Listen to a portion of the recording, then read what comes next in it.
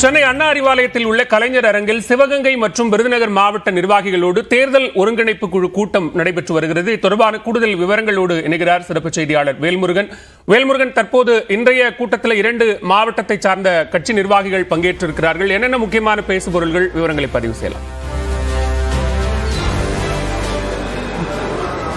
பாலுவில் குறிப்பாக நாடாளுமன்ற தேர்தலுக்கு ஒவ்வொரு கட்சிகளும் மிக தீவிரமாக தயாராகி வரக்கூடிய நிலையில திமுக அதனுடைய பணிகளை தொடர்ந்து மேற்கொண்டு வருகிறது. அந்த வகையில் 4வது நாளாக இன்று 2 தொகுதிகளில் இன்று காலை முக்கியமான ஆலோசனை கூட்டம் நிர்வாகிகளை அழைத்து பேச இருக்கிறார்கள். நாடாளுமன்ற தொகுதிகளை பொறுத்தளவிற்கு ஏற்கனவே கிட்டத்தட்ட 10க்கும் மேற்பட்ட தொகுதிகளுக்கு இதற்கான அந்த பேச்சுவார்த்தை என்பது நிறைவு பெற்றிருக்கக்கூடிய நிலையில் தற்பொழுது முக்கியமான 2 தொகுதிகளாக பார்க்கக்கூடிய குறிப்பாக கூட்டணி கட்சியில் இருக்கக்கூடிய விருதுநகர் அதே போல சிவகங்கை இந்த 2 நாடாளுமன்ற தொகுதிகளுக்கான நிர்வாகிகளை இன்று அழைத்து பேசக்கூடிய அந்த நிகழ்ச்சி என்பது நடைபெற்று வருகிறது. குறிப்பாக நாடாளுமன்ற தொகுதியினுடைய தற்போதைய சூழல் என்ன, குறிப்பாக நாடாளுமன்ற தொகுதியில் தொடர்ச்சியாக கூட்டணி கட்சிகளுக்கு இடஒதுக்குவதன் மூலமாக ஏற்படக்கூடிய அந்த வெற்றி வாய்ப்புகள், அதே போல திமுகவிற்கு அங்கு இருக்கக்கூடிய கள சூழல், அங்கு இருக்கக்கூடிய திமுகவினுடைய வெற்றி என்பது உள்ளிட்ட விஷயங்கள் குறித்து இந்த கூட்டத்தில் ஆலோசிக்கப்படும் என்று தெரிவிக்கப்பட்டிருக்கிறது. ஏற்கனவே 3 நாட்கள் நடைபெற்ற இந்த கூட்டத்தில் பெரும்பாலும் கொங்கு மண்டலத்தை சேர்ந்த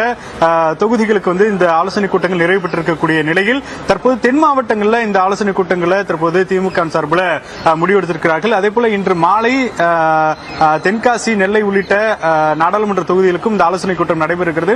குறிப்பாக உதயநிதி, அதே போல தங்கம் தென்னரசு, KN நேரு உள்ளிட்ட முக்கிய நிர்வாகிகள் இந்த ஆலோசனை கூட்டத்தில் பங்கேற்றிருக்கிறார்கள்.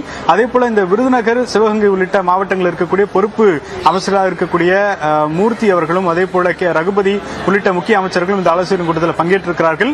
குறிப்பாக இந்த 2 தொகுதியுமே காங்கிரசினுடைய கூட்டணியில தற்போது இருக்கக்கூடிய நிலையில வரக்கூடிய இந்த நாடாளுமன்ற தேர்தலில் அது மீண்டும் காங்கிரசுக்கு ஒதுக்கப்படுமா அல்லது வேறு கட்சிகளுக்கு ஒதுக்கப்படுமா? குறிப்பாக விருதுநகர்லாம் மதிமுக சார்பில் கேட்கப்படுவதாக ஒரு தகவல்கள் சொல்லப்படுகிறது. இது போன்ற ஒரு சூழல்ல மீண்டும் திமுக இந்த இடங்களை கேட்கக்கூடிய சூழல் இருக்கிறதா அல்லது அங்கே கூட்டணி கட்சிகளுக்கு ஒதுக்கினால் அது வெற்றி வாய்ப்பு எந்த அளவுக்கு இருக்கும் உள்ளிட்ட விஷயங்கள் குறித்து இன்றைய கூட்டத்தில் விவாதிக்கப்பட இருக்கிறது. தற்போது முதற்கட்டமாக விருதுநகருக்கு ஆலோசனை கூட்டம் தொடங்கி இருக்கிறது.